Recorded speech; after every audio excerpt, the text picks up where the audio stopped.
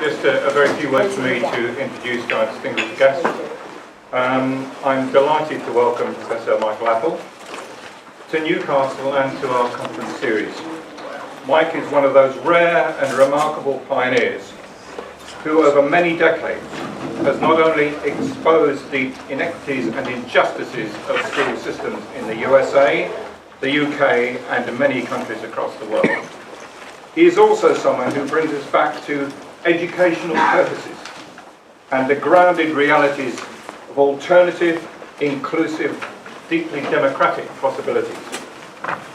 He is an exemplification of one of my favourite rallying cries made in 1941 in the early years of World War II, which insisted, and I quote, "Democracy is not only something to fight for, it is something to fight with." Mike is the author of many crucial books, translated into many languages. I was astonished when I looked to see what languages, at least 6. And is a visiting scholar in many universities across the world. He is a good person and a fine scholar and a committed activist. We are lucky to be here to learn from him and with him today. Mike Apple.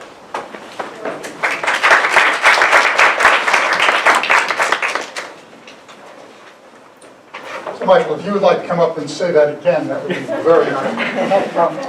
All right. It is a pleasure to be here, one, because a dear friend is here, a number of friends are here, but Wayne and I go back a very, very long time, and so it is unusual for me to hear him without both of us writing things together, actually.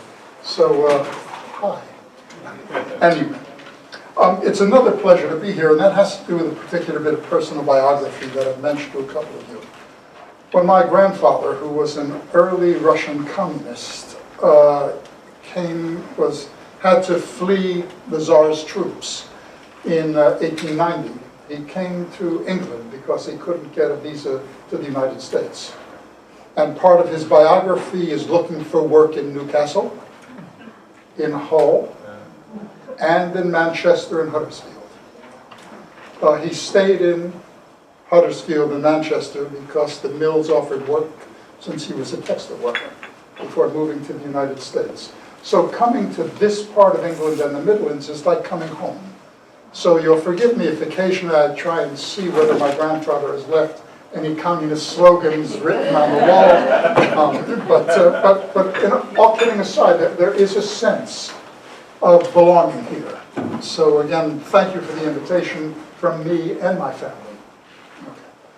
I want to do a particular kind of thing. I have to say that I am impatient with a good deal of educational rhetoric right now. We tend to be a little arrogant, and that includes me, in telling other people what to do. I think that there are things we know that we must communicate, but I want to spend my limited time here today talking about what we should do. Not what other people should do. And also to raise some questions about who the we is. Let me give an example of that at the risk of offending some people. The empire has come home in the disunited kingdom. And one of the things I will talk about later on is who is the we. And I would ask not to make anyone feel guilty at all, because this is repeated over and over again at my own universities. I would ask us to ask ourselves about absent presences. Who is not in this room? When we're talking about things like the gap, testing and evaluation, ethical and social responsive curriculum, teacher education and educational policy, and the relationship between education and what is profoundly an empire. All right? Again, that is not meant to make us feel guilt is not a productive emotion unless we can recognize the actions that must come with it. So part of my time here today will be to talk about actions that I think are crucial for those of us who think of ourselves as critical scholar activists, or in more common terms, public intellectuals. Everyone is an intellectual in their own life. That is, my point is not to establish a hierarchy. but it is to remind us about what the word social justice embodies for those of us who take that on as a social commitment. All right? So that's the kind of things I want to talk about today. I will try and offend everyone at least once. If I haven't, would you let me know? I'm very good at it. I come from this, I'm a former union leader, and also I come as a kid from the slums of New Jersey, and we are not polite. If you've ever been in the New York area, you know that if someone says, "has a nice day," you'll forgive these words, but this is what is said. Someone might say, "don't tell me what the fuck kind of day to have." Okay? So you forgive that horrible word, but that is a style I will try not to use today. But there is this sense in which this is not a conversation about the weather. And much of the left, I think certainly in the United States, especially within those folks who arrogate the term critical pedagogy to themselves, that it's largely rhetorical.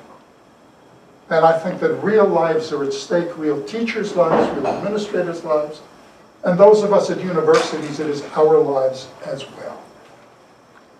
So it's quite clear, for instance, that at the University of Mississippi, they are putting value-added measures for faculty, as Wayne pointed to. And at my own university, as an example, we will be subject to an open records request that I think will go through the courts, where all of our email will be taken up by the Republicans in the legislature.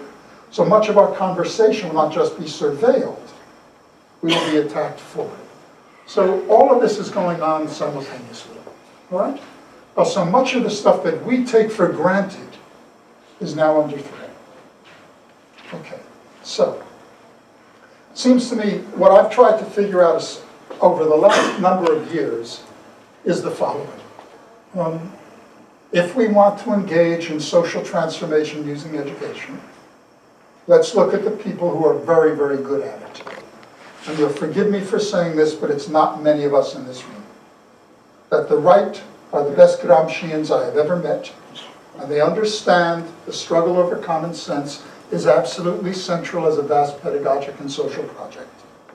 The right understands Gramsci's points that this is not a war of maneuver. It's not like World War I, where Michael yells charge, and someone else yells charge, and we charge, and whoever is left standing wins. The right understands this is a war of position. Everything counts. Everything. Curriculum, teaching, textbooks, sewer commissions, where a highway goes, women's health, everything counts. So part of what I've tried to do over the last 3 or 4 books is to say, if you want to understand how to use education for social transformation, look at the people who have been successful. So von Hayek and others said, we are in the wilderness 40 years ago. If you listen to Mr. Osborne yesterday, you know they are not in the wilderness anymore. They're at the very center of everything that counts in this society and my own. All right? So I wanted to try and figure out, how does that work? How did the right engage in this, and what does that mean for us? So those of you who read things like Official Knowledge, or I can't remember the names of my own books. There's so many of them. Educating the Right Way. Know that I tried very hard to say, look, what are the cracks in this alliance? What does that alliance look like? But the fundamental problem, it seems to me, that guides much of our work, I would hope, is, can education assist in social transformation? Now, the right has shown that they have answered that question already. Yes, it can. And any of us who don't understand that, I think, actually are contributing to rightist forms. Right? As an example, why would the right be so angry at so many of us in this room if there hadn't been gains? If we were only engaged in social reproduction, they would be very, very happy. Why are they so angry at us? So something must be worth defending. Something must have gone on that is actually quite crucial. And I think we forget that at our peril and the peril of decent stuff that has already been won in schools. Okay? So I am not a theorist of reproduction, I am a theorist of contradiction. I think that there are spaces that have been won, and it's crucial that we recognize them. So I want to raise the question, what is our role as researchers, scholars, committed educators, people who are committed to social justice in answering and acting on this? And I have tried to show that we have a lot to learn from the right about this. Now, underpinning this are two simple concepts, what might be called relational analysis and repositioning. Relational analysis, its position, its fundament in George Lukács and Marx and a good deal of feminist epistemology, and it says this: surfaces don't count no matter what postmodern and post-structural theorists would like us to do. Deep structures are absolutely central. And the kind of knowledge that we want to engage with is to think of things as not separate. Schools are related to other kinds of things.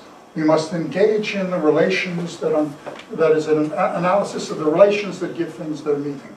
I'll give one concrete example of this. When I was typing out this PowerPoint, and I did it at the University of Wisconsin, my home, outside of being in Manchester in the summers, I walked into my building, the teacher education building, a good name. I walked up the stairs, I opened the door to my office, I turned on the light went on, I turned on my computer, and you see the result. That is what happened.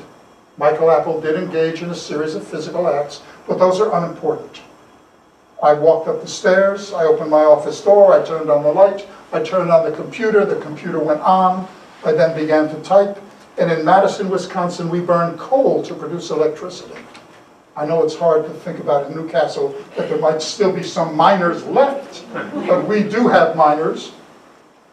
And that meant that whether I like it or not, even for me to do the most progressive work that I possibly can, I had an anonymous social relation with the miners who dug the coal, men and women who either go underground or have their streams totally closed, and their children with asthma, in order for me to have the benefit of my electricity.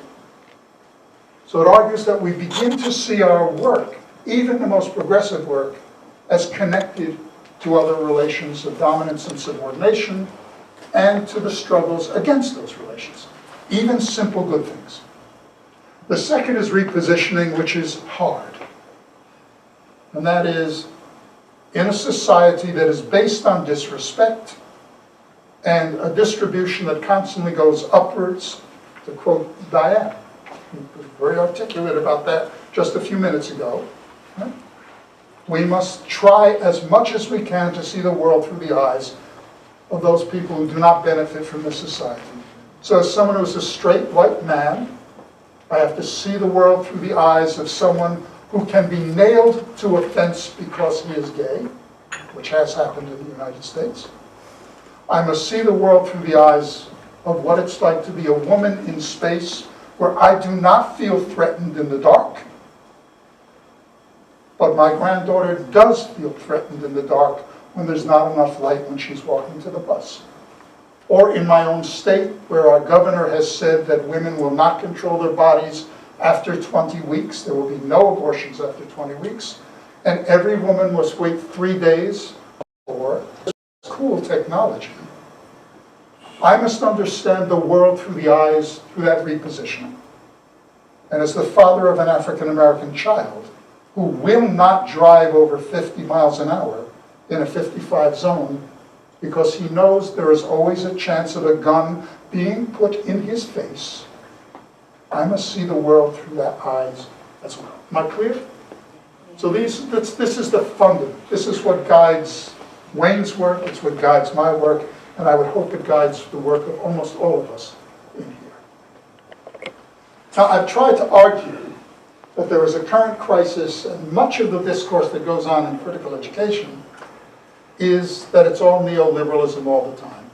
And I think that does a disservice to the people who are transforming society with education as part of that, because I think it is much more complicated than that.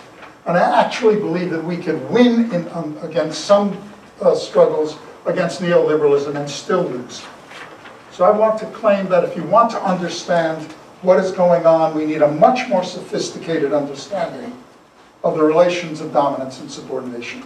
And that will require not simply class, though I will engage with some class analysis in a minute, But we must engage with neoliberalism and other parts of this alliance as a racializing project and as a gender project. Fundamentally, they're not add-ons. They are there as constitutive elements. And there is not just neoliberalism. We all know from Wayne and our own work that neoliberalism assumes particular kinds of things. The possessive individualism of the identity formation, the idea that private is good and public is bad, and supposedly a weak state. There is no weak state under neoliberalism. As an example, we privatize our prisons, but in my own state, the state of Wisconsin, the home of the United States socialism, 1 out of every 4 African-American men is under the control of the injustice system, and 1 out of every 11 indigenous men is under the control of the injustice system, and 1 out of every 21 black women is in prison. That doesn't sound like a weak state to me. So we have to understand that this fiction that somehow neoliberalism is based on a weak state is not. It is a fiction. But it is not just neoliberalism. There is a cultural agenda.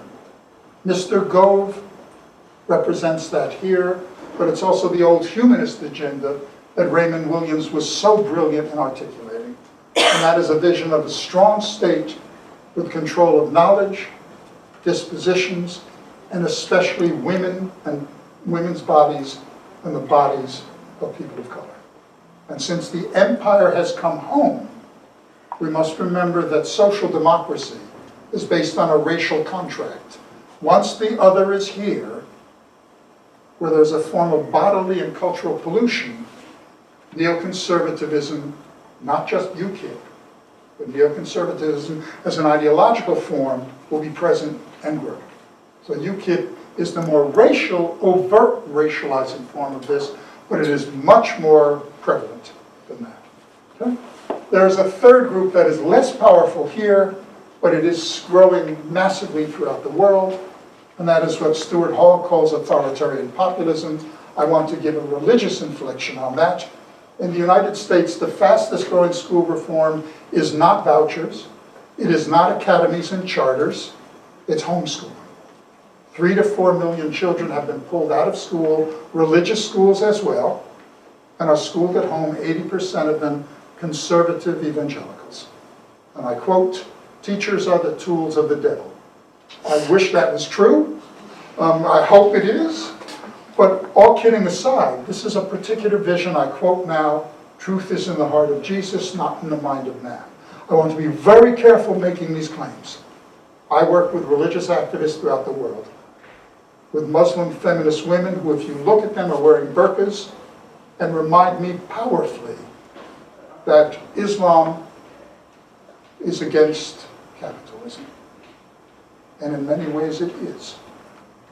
And the Trojan horse discourse that has permeated this nation about Islam and terrorism is one of the most dangerous things that can go on because it pushes people to the right. So we have to understand that religious impulses in Israel and Palestine, with the US support, okay, or in Turkey, with our support as well. That is an example would be as well the Hindutva movement in India, where Islam is seen as the invaders. Excuse me, it's 1,000 years ago, and you're still having a discourse of invasion. So it seems to me we want to be very careful talking about, whoops, I was told to go here, talking about religion as a site of danger, as the current Pope is showing us. It can be powerfully progressive in some ways. I will wait to see what he says about women later on. Okay? And then there's a fourth group, and here I want to engage in some analysis of class. Much of the people who call themselves progressive, certainly in this nation and my own, have a two-class model that is simply outmoded. Capitalism is extremely creative and very complicated. And to assume that we can understand this as if it's two classes, working class and ruling class, that's all we have to know, is to forget that much of the policies that we see and that we argue about in this meeting is not simply neoliberal agendas. It is the agenda of a particular fraction of the professional and managerial new middle class who believes one thing: evidence is crucial, If it moves in classrooms and universities, measure it. And if it hasn't moved yet, measure it tomorrow in case it doesn't move. And we may joke about that, but that agenda, and here Bourdieu is correct, is a particular class fraction's form of cultural capital, and that class fraction has colonized the state with its own agenda. So it is still perfectly possible for us to stop parts of privatization and not have any effect whatsoever on measurement, on accountability, etc. Even though, let us remember that accountability has two meanings. Certified public accountancy is numbers, but if I were with a group of schools and communities and I were to ask you, give me an account of what happened in your classroom, you would not give me numbers. You would give me a personal narrative. That's actually very important to reclaim that word then. Okay, so it seems to me this is what we've gone through. This, I'll try, I can do this one. Now I'll block it. Okay. I'll go off screen. It is a form of bad resistance. But this is what we've gone through. This is what I call, in Educating the Right Way, conservative modernization. It looks backwards culturally and forwards in terms of economic forms. It is very complicated and it is brilliant. It understands that if you control what Raymond Williams would call keywords, words with an emotional economy, words like democracy, where if we see that word we say, yes, that it can control consciousness. So it is a giant social and pedagogic process. Now because of that, it seems to me we have to ask, are there ways of winning this back? What is our role? Who is the we in the first place? The word we is the most dangerous word in the English language. It's almost the equivalent of minority. And if there were two words I would purge from the English language, it would be minority and we for a while. Let us remember that white folks who look like me are in the minority in the world, and that's an epistemological understanding as well as a political one. Okay? And no one is a minority, someone must make someone a minority. It's like the word slavery. No one is a slave. To understand that relationally in Bristol and in Liverpool and in other places, someone had to do it. Someone had to steal people. Okay? All right. Have I offended enough people? Probably not. I'll try harder. Okay. So this is where we are. So I have to ask now, what about the we? Who are we? And if we can establish that as a sliding signifier, if you will, as a space in which we're unsure who the we is, because nations are constantly in motion. So we's will be transformed. Again, the empire has come home here. And the empire continues to come home in the United States as the empire gets shattered and grows, etc. So, what can that we that always needs to be criticized and rebuilt, what can critical educators and activists do to interrupt these ideologies, policies, etc.? So I want to talk about 10 tasks, briefly, knowing that these are information, and knowing that it's just an outline, and that there's chapters. So in my newest book, a book called Can Education Change Society, which is a flawed book because I thought I could answer the question. My answer is simple. Well, we already saw the right do it, so now what should we do? But it's the first step in what I fear is a long series of books on each of these tasks. So let me say something about each one, and then know that this is information that if we went around, we would add 100 more, depending on one's position. So the first is describing reality critically, or in biblical terms, bearing witness to negativity. Even if we can't change reality, we must tell the truth. Truth is not a story. Poverty is not a story. Oppression is not a text. We make texts about it, but it is gritty and material. And much of the Foucaultian stuff, which is absolutely brilliant, has led many critical educators to to think that the world is simply discursive. That is not a defensible epistemological position, even though it's very smart. And even if it was correct, we would have to have contingent essentials. And that's feminist theory writ large. Okay? So the task in many ways is to tell the truth, to describe what is happening with setting, with streaming, with the reduction of curriculum, with what is happening in teacher education. So in my own state, our beloved right-wing governor, who I think dresses in a brown shirt with certain symbols, can we expunge that now, and it has said, and the legislature has passed part of this, that anyone with university degree of any kind can be a teacher, provided you take a 2-hour test from Pearson. And if you don't have a college degree or a university degree, you can then teach in primary school. Okay? So we must tell the truth about what the effects are on that. All right? Now that requires that we be...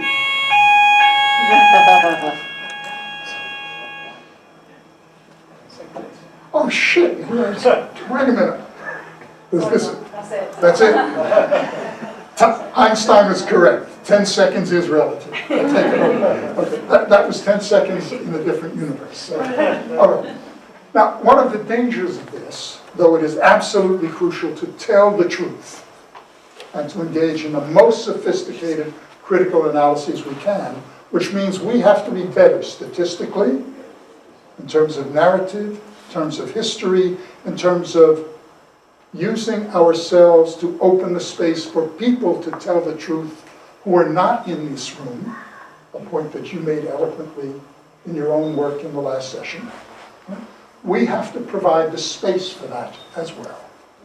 And that also means, again, that we have to stop the de-skilling of progressives. I'll give one example. None of my students who are trained, in quotes, for their undergraduate degrees in the United States, my PhD and master's students, have serious statistical sophistication. My students from China and Korea are brilliant at that. Yet when a racist study comes out like the bell curve, I went to Columbia University, and our program insisted we have 3 years of advanced statistics. I don't do that kind of work. It was boring to me. But when I read the book and looked at footnote 13, I realized they were lying. You can't do that with those numbers. So describing reality critically is also fighting an epistemological war, but also understanding that numbers doesn't necessarily mean positivism. And even if it does, it is the currency of the realm. So we have to be damn good at it. Otherwise, I fear we will fail. I don't like saying that because so much of a gain has been made about voice and narrative. Okay? If we do that, though, the danger is of increasing cynicism. It's what my grandson calls Grandpa's oh shit response. And you'll forgive that again, I'm from New Jersey again, but oh shit. It's so complicated, it's so bad, I'm so depressed, I can do nothing. It's paralyzing. As I said, I am not a theorist of reproduction. The world is contradictory. There are always spaces for action. And again, I want us to be respectful of the people who are attacking us. There must be spaces where there's been victories. So what are the contradictions? What are the spaces? Paul Willis and Angela McRobbie were very good in cultural studies in showing that. Michael Fielding has been extraordinary in trying to show these kinds of things and engaging in the third point about this, where he is one of the best. So after showing spaces for action, contradictory spaces, we need at the same time to act as secretaries, critical secretaries, and by being that not just as the authors of other people's lives, though I do think that actually is important, but providing the space for other people to tell their stories as well. But we have to be honest about what it is like in a world where our labor is intensified and de-skilled. And the best description of a teacher or a head's life is the following. One of my close friends who lives next door to me is a high school teacher, and he and I will just meet each other outside, and we're talking, it stopped raining, we're outside, And I said, so Greg, how was your day today? And he said, Michael, it's a day like every other damn day. I didn't have time to go to the toilet. It's the best description of being an educator I've ever heard. Okay? So we don't want to romanticize that somehow we have no place for not just providing the space for people to tell their stories, but actually to tell those stories because they don't have time to do it. And that requires historical storytelling to recapture the collective memory of the things that are being forgotten. And also to tell the stories of what is going on that is progressive. I spent a lot of time in schools as a filmmaker, and some of you, if you read Official Knowledge, know that I am a filmmaker, and I put video cameras in kids' hands and community members' hands, and we try and speak back. Or, God help us, do just creative stuff with video, which keeps me alive. So, but we have to, in many ways, act as the secretaries of people's successes. So the book that Michael did with his friend is exactly what I mean historically and currently. And those of you who know that little book that the OU did an edition of, a book that came out in the second edition that I did with Jim Bean called Democratic Schools, was that we tried to do that. Now that book has sold 500,000 copies. That's not a hymn to Michael and Jim. It says something very powerful about real educators who are saying, I will not accept Tina. I will not accept there is no alternative. And when I'm in schools, as Wayne is and many of us are, when I listen and watch, it is not simply, oh God, I can't do anything. It's I'm shutting my door and I'm doing interesting things. There are whole schools like that. There are community literacy programs that are doing that. And Wayne documented many of the movements that are doing that. We have access to journals. We have access to other kinds of areas. We must tell those stories to restore and keep alive the sense of possibility. Now that requires that we challenge the ref. Because those don't look like evidence-based stories. Because the epistemological war has been partly lost. Narratives are unimportant. So we must, that requires not just working out there, but here, powerfully so. I have no answer to that.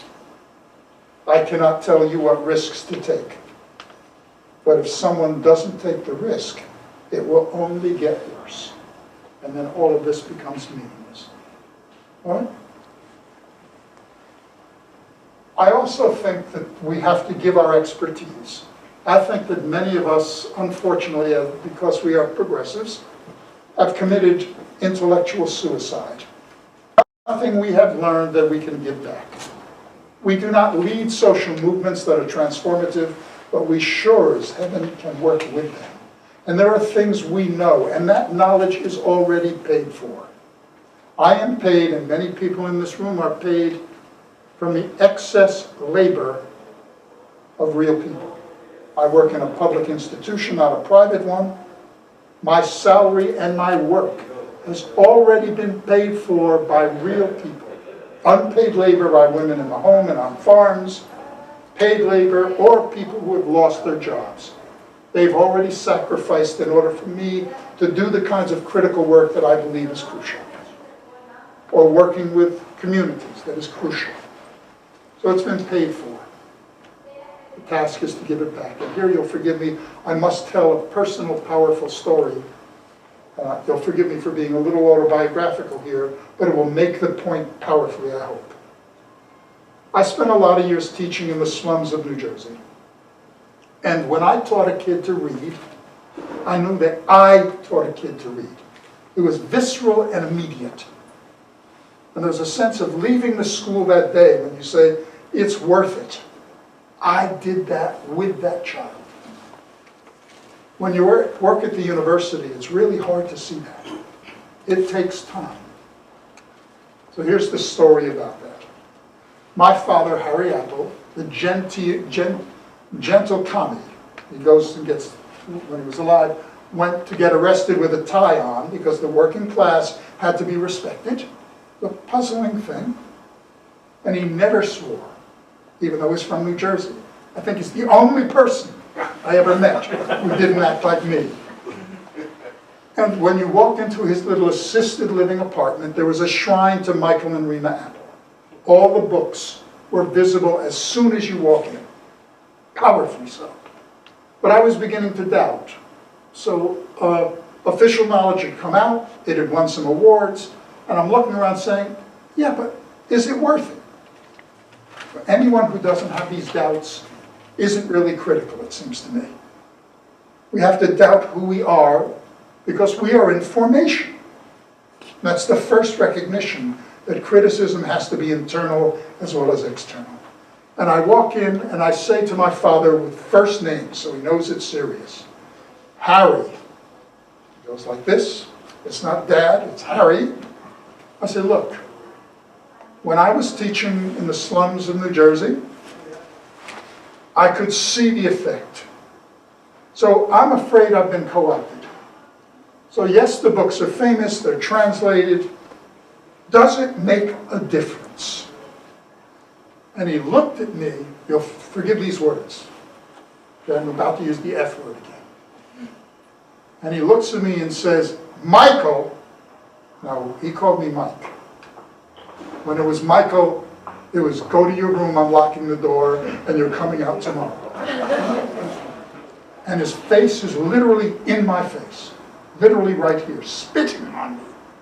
Michael, what the fuck did you just say? It's the first time I ever heard my father use the F word. And he got even closer. And it's like a dance. I'm backing up. Michael, what the fuck? That is the most disrespectful thing you have ever said in your entire life. Your mother and I and the entire neighborhood sacrificed. We worked 2 or 3 jobs. Your mother mobilized as an anti-racist worker to transform schools so that working class kids and kids of color could be the first generation in our neighborhood to finish secondary school. You're the first person in the neighborhood to finish secondary school and go to college, even though I only went to night school. That is the most disrespectful thing you have ever said to me. If you ever say something like that again, I will disown you. Oh boy. Now I say that because those are the smartest words I have ever heard in my life as an academic. And he said, your task is to bring this stuff back. Otherwise, why did we sacrifice? It's not just about you. It's about the we that we will create. Okay? So part of the task is also to respect the sacrifices that other people living and not living have made to get us all here. Very few of us come from wealth. Somebody sacrificed to get us here. To show the respect is also to give back the knowledge in a way that is useful and so that we can be criticized, but that is respectful of the traditions, visceral and lived, that formed us. Am I clear about that? Okay. All right. Some other skills, some other tasks. Developing new skills. One of the things we have learned from the right is the creative use of media. Powerfully so. It looks like I skipped one. Oh, shit. Oops, excuse me. Oh, merd. Let me go back. Does that go back? No? It doesn't go back. There was one before this, which is, forget it. I'll merge it into this. I'm very good at that. Not really, but I'll try. One is developing new skills. And in that, what I mean is, the previous one was, rebuilding and restoring collective memory of the multiple critical traditions that have formed us. Not just class, elegant theories of class, theories of race, anti-racist theory, feminist epistemological forms, queer theory, the problem of voice. All of that means that we need to listen carefully to defend against the loss of memory, against the attacks that are going on, anything that's critical. We call that the ref. At the same time as we listen carefully when people criticize us. People will stand on our shoulders and look back and say, you were right, Michael, about certain things, but you were insufficient about other things. And if we don't welcome that, there is something wrong.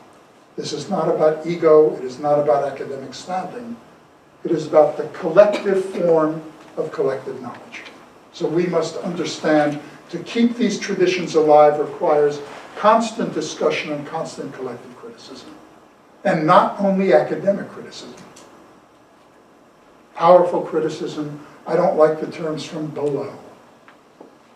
Powerful criticisms from people who are living as we are in the detritus of an empire that is collapsing, I hope.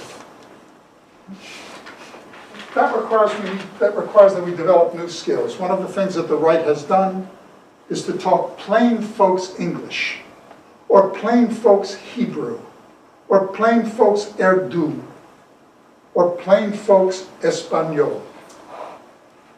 And we are very good in quoting from Foucault or Gramsci, or the latest research, and that is extraordinarily important.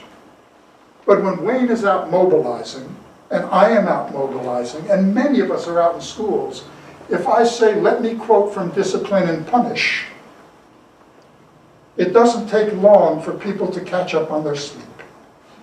And I don't mean that as a joke. Here the model can be Marx, who was a critical journalist for the New York Herald before he impregnated his housekeeper. Another thing that we must remember, that these traditions also need to be reconstructed, though he was absolutely brilliant and irreplaceable. Okay? So we have to develop skills with Twitter, with video, with talking in different registers.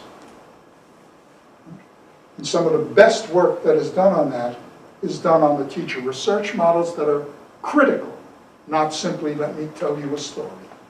So we must recapture that tradition and make it more politically powerful again.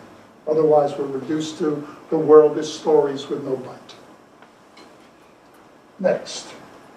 That means we also, in developing these new skills, we need to help build critical democratic communities in one's daily life. If we're not participating at the university and elsewhere and struggling to build new communities so that we are not left by ourselves, a point that Wayne made at the end of his very fine talk. If we are there just talking by ourselves, we can guarantee what will happen. With the ref, but also with the entrepreneurial forms that are developing as part of the identities of people in universities. It's not about you, it's about me. I don't have time to talk to you. I've got to finish this paper. Then I've got to finish the next paper. Right? So we have to understand that this will require that we actually take time to struggle to build a collective community. They will not happen by themselves. I would hope it goes without saying that that requires practicing critical curriculum and teaching and our own teaching. So if I'm simply doing what I'm doing here, lecturing on it, to future teachers or to community groups, this is going to be a problem. Yet on the other hand, there are times when we need to simply talk. I'll say more about that perhaps in questions. Next to last, and that's Not Living on the Balcony. My favorite book by Bakhtin, who is one of my favorite authors, is not his work on intersubjectivity and linguistic form, though that is very smart.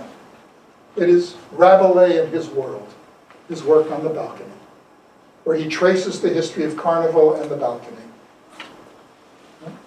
The balcony is not a neutral architectural form. Architecture speaks power. And at a time in England and France and Spain and Portugal and Germany, there was one time during the year, Carnival, when serfs and peasants and the emerging proletariat could speak back. And they would parade balloons made of animal skin of the king and queen through the streets, singing ribald songs, squeezing the queen, who would have male genitalia attached to the balloon, and squeezing the king, who would now have pendulous breasts in the balloon, and when they squeezed, it would make rude noises. It was a time you could talk back to power. And with the emerging middle class, a new architectural form evolves over the streets. The streets are the place of transgression. And people would look out and say, smell the transgression, look at the transgression, hear the music and the songs, look at the ways in which people speak back. Thank God I'm up here. Our task is not to reproduce Mannheim's unattached intelligentsia.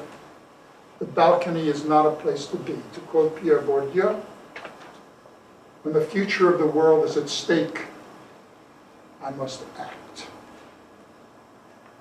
Finally, and then I will close, it means opening up spaces for those not here. And that returns me to my introduction. The absent presences. What are we doing to open the spaces of every institution in which we work to new populations, to those who are not present? Spaces are defined not by presences only. It's not by who is there, but who is not there.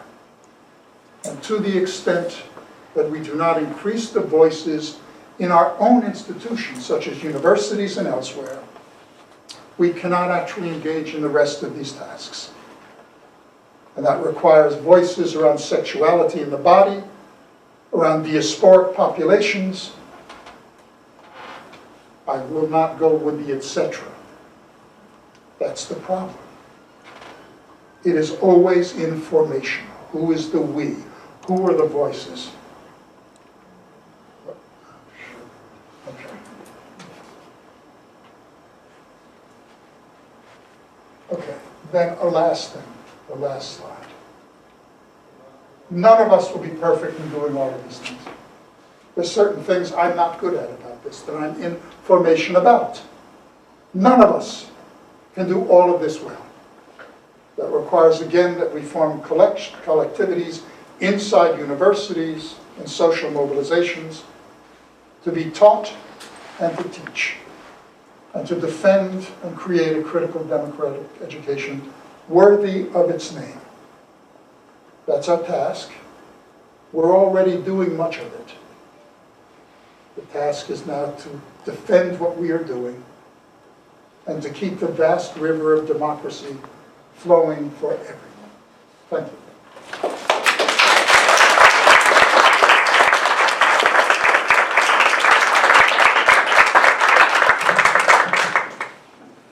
Michael, I'm struggling to find the words to say how good that was, and I can't wait for the video because I'm watching that again, and it's so inspiring, so thank you. But I don't want to be the one talking. I want to have opportunities for questions and comments, anything from the floor. I have a microphone I will share.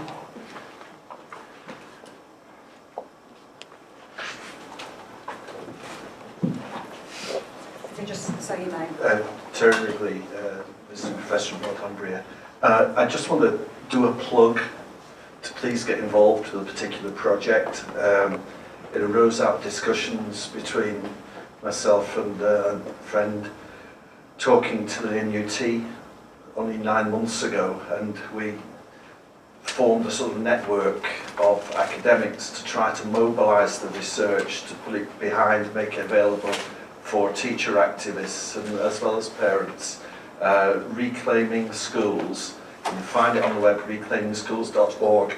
Please, let's try here to do some of the things that Michael has been raising the challenge of. We just need everybody to write something, you know, and get involved in tweeting and doing all of that stuff as well. which we've had to learn as real wrinklers. Thanks, Michael. Thank you. Who else? It could be a question, could be a comment, could be a plea for action.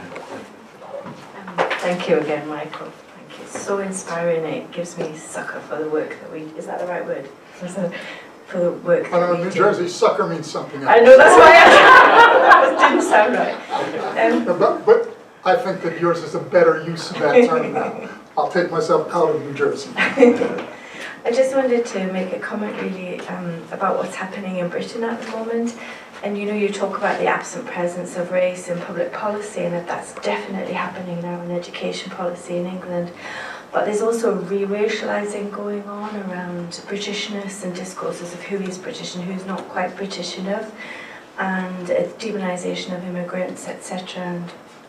And I know that's slightly different because that sort of discourse is not as prevalent in the United States because you've had a long history of nationalism, whereas for us it's a sort of resurgence of nationalism, and I think that's something to be extremely aware of. It's nationalism not just around race but also of course around religion with Islamophobia, etc. So that simultaneous de-racialisation and re-racialisation of education is something we need to describe. Thanks, Heather. But let me just say one thing about that. It says something about how we have this universal vision of neoliberalism and the way in which race works in this universal way. History counts, and it counts in powerful ways. And Wayne was, I think, very articulate in saying, look, he's going to talk about the United States and try and make parallels with what's going on here. But this is a complicated nation that is fragmenting and rebuilding. And when I said that, look, social democracy is based on a racial contract and the empires come home, I was trying to get at that. But the history of race here is the same yet different than the United States. And the sense of loss of empire must be brought to bear on this. The sense of Britishness, invasion, I mean, all of that has to be filtered in. So it makes a difference if you've got a strong state or a weak state and what the history of that is. Some of the best work on that is stuff on race and identity by Stuart Hall. But also some very, very fine work is done by a sister institution to this one, and that's at the Center for Research on Race and Education in Birmingham, with Nicola Rollick and Paul Wormington, and Paul's book on the history of sort of black multiculturalism sort of tries to recapture some of the ways in which race worked. Remember, race is a social construction, and it is constructed out of all kinds of elements. It's not one thing. So I was just reading the diary, and then I'll stop, of some stuff about class and race in the history of Wisconsin. And in the northern part of Wisconsin, a lot of people from Norway and Sweden came to work in the lumber mills. And there's a lovely letter that says from one Swedish person, said, there are 13 Swedish people here working in the mill and one white person. It's actually very interesting. So again, the way in which that term is mobilized, what it means, and in the United States where factories were constantly built on racialized and ethnic forms, means that we have to think about this historically. So it's a very important point, I think, that you're making. Any very final comments? The final word goes to you. Oh no. Question. Yeah. What about the non-human? Say more about what you mean by that. Your story about turning the computer on, cold. You're talking about the dispossessed, the non-human world that we are interconnected with hugely, has no voice whatsoever. There's a very powerful point. When I said I'm in formation, eco-radicalism and the struggle over who's the we, right, becomes even more important now than ever before. I hinted at that, knowing that it was just a hint, when I said, it's not just the coal miners going under the ground, but it's the strip mining that is destroying water resources and creating illness, which shows the interconnectivity. But we are destroying the earth. And the we becomes, who is the we? The arrogant human? And that can often cut across all kinds of things. One last thing about that. This is where actually some alliances can be made with religious activists. And I'm in a group now, and it's very complicated, where some of the evangelical populations who may be very conservative about the economy and say capitalism is God's economy, I want to run screaming from the room from that. But they'll also say, as part of what's called the covenant movement, this is God's creation. We are destroying it. So there are certain fault lines in which alliances that might be called hybrid alliances can be built that actually puts people in a room to talk about things that normally you would not expect people to talk. They might talk about the same things, but they would never talk to each other about it. So religious form then, in talking about the eco-disaster that we are creating, provides a space in which there are hybrid, partly increasingly progressive alliances that are being built. I talk a little bit about that in Can Education Change Society, but it's a fundamental question, and I just have to admit I'm in formation about thinking about that. So thank you for raising it. I think the guillotine of time has taken us away from any more questions, but I really want to thank Professor Michael Apple once more. I'm sure you want to join with me in that.